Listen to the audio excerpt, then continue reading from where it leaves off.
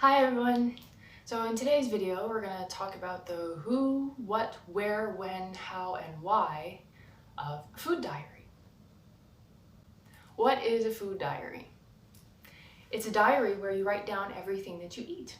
So from a day-to-day basis, what you have for breakfast, lunch, and dinner, snacks, supplements, all these kinds of things. And you're just keeping track of it and writing it all down. Who would want to do that?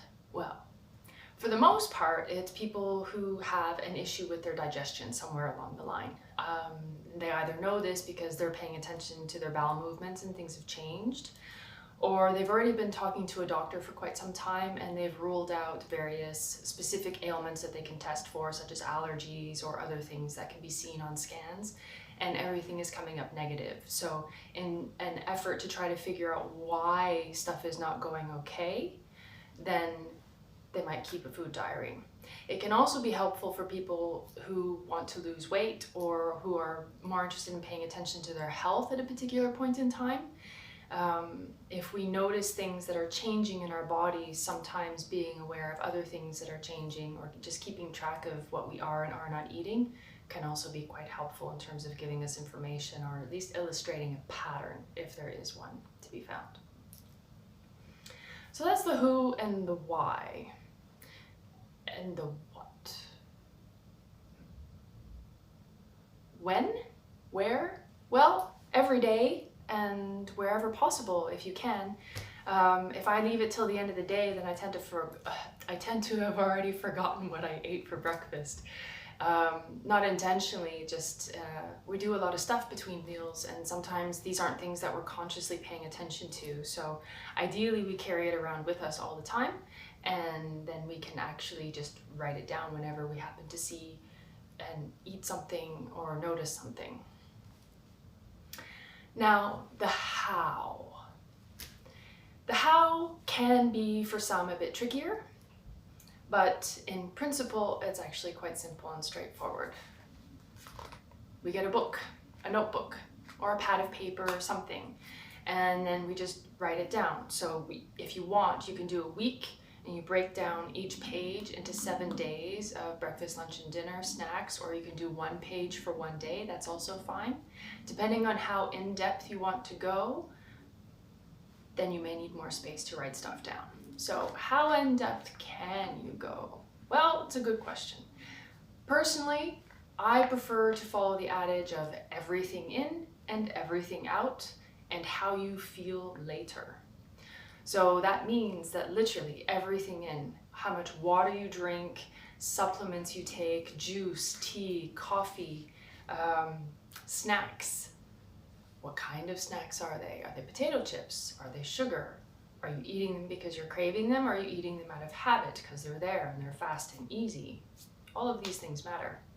When you have a really big meal, writing down the fact that it was a really big meal is also valuable. Sometimes just the fact that we ate way too much at any one given point in time can also be something that upsets our digestion. Some of us need to eat smaller amounts throughout a set period of time and then a little bit less later on in the day. For others, eating one big meal at a time works really, really well. So figuring out you means that these little details could make a difference. As best as you can, writing down whatever ingredients are in there. So if you're cooking for yourself or your partner and there's a bit more direct contact with the cooking process, that of course gets easier. If you're eating a lot of pre-made food or takeout, that's going to get harder because, well, they might be putting stuff in it that we're not exactly aware of. So to be aware of the fact that that may also be a factor in the process. I know, it can get tricky, but this really is the question of how in depth you want to get. So if you're a person that is just kind of starting for the sake of, hey, let's see what's going on, then maybe just stick to the basics of recognizing what you're eating and how much you're eating on a daily basis. If you're someone who has already been talking to doctors and you're having a hard time figuring out what is specifically causing it, then you may want to get really picky about what you're writing down and really, really figuring it out. Yeah, I know it sounds a bit tedious, but can actually make a huge difference in the end once you figure out where things are going.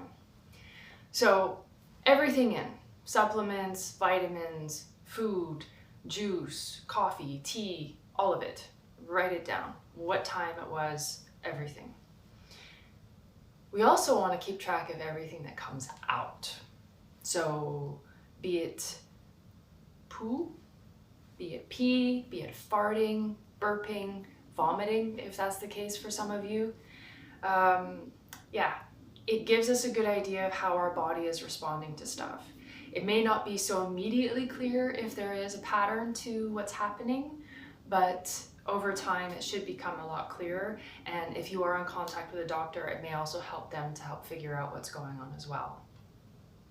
So when we talk about poo, poo, yes. A lot of us don't like to look in the toilet, but it's actually pretty handy to do so. It can give us quite a lot of information. Ideally, the poo is formed, looks a bit like a sausage. It's not too thin. You want to have it like that or so. It should be like a good medium to darker brown color. Ideally, when you wipe, it's almost clean. So the more you wipe, then the stickier, we like to call it, because it just keeps not coming clean. And that gives us an idea of what's happening with the poo. And then also, yeah, so form, we talked about the ideal, but then other ways to talk about it. Loose, so when it doesn't have a form, it might look like a pile of mud or sludge that has come out. That tells us that our body's having a hard time digesting whatever it is that we're eating. And that could be for a number of reasons, which maybe in a later video I'll get to, because that could be quite a lot of information. So loose, diarrhea. Diarrhea is different than loose because diarrhea is mostly water. Or does it look like pebbles? Like tiny little like sheep poo or rabbit poo? That can also tell us about our stress levels. Does it look like really thin sausages? That can be similar to the idea of the sludge, the loose kind of stuff. Is there undigested food? Now, with undigested food, nobody digests corn. Corn comes out exactly the same way that it went in. So if corn is the only thing you're seeing in there, don't worry about it. But if you're seeing other things that are not digested, then your body's having a hard time figuring that out. Again, another video maybe. Ideas. Yeah, loose, thin, messy, sticky. Yeah, I think that's all the different shapes. Color-wise, we talked about, I mentioned a nice medium dark brown color. If it's black, please go see your doctor immediately. It would be a good idea for you to have tests done. If it is really, really pale, like almost a yellow color, or white or beige, also please go see your doctor immediately, because then there's an issue with the bile in your system. So again, I'm not a medical doctor. I cannot diagnose for you via a video chat, but it is something to go get checked out and talk to your doctor about. Smell, I mean, yeah, it's gonna have a smell. It's waste product, but if it's really nasty and like you need to clear the room, then that also gives us information about what's happening in your digestive system. If it smells really sour, that can also tell us a lot about what's happening in your digestive system. It could also be what you ate yesterday. So if it's something that's happening more frequently than not, then yes, it's worth mentioning. If it is in direct relation to what you're eating, then maybe what you're eating needs to be looked at. Just a thought. So we want to write all this down because this gives us information. Now with pee, oh, sorry, I forgot. How often are you pooing? Are you pooing every day? Are you pooing every 2 days? Are you pooing more than once a day? It's considered that up to 3 times a day is fairly normal and okay, so long as it has a good consistency every time. If it's more loose or runny or more like diarrhea every time, then there may be something worth paying attention to there.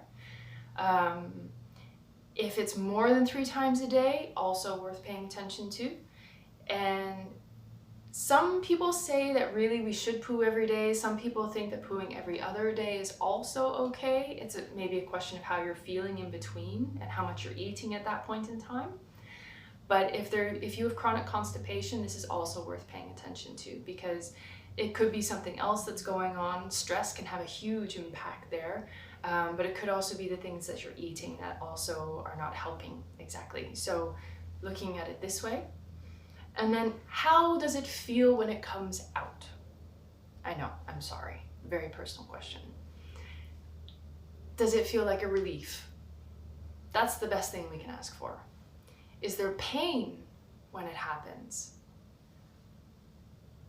We need to look at it. If it's pain just the once, then maybe it was something we ate. If it's constant, then I think it would be a good idea to talk to your doctor. If you have pain afterward, that is also worth noting. Do you feel tired? Do you feel like you haven't finished yet? Does it take a really, really, really long time to go, which is basically another kind of constipation? Or is it really easy and it just comes out? All of these things give us a little bit of information.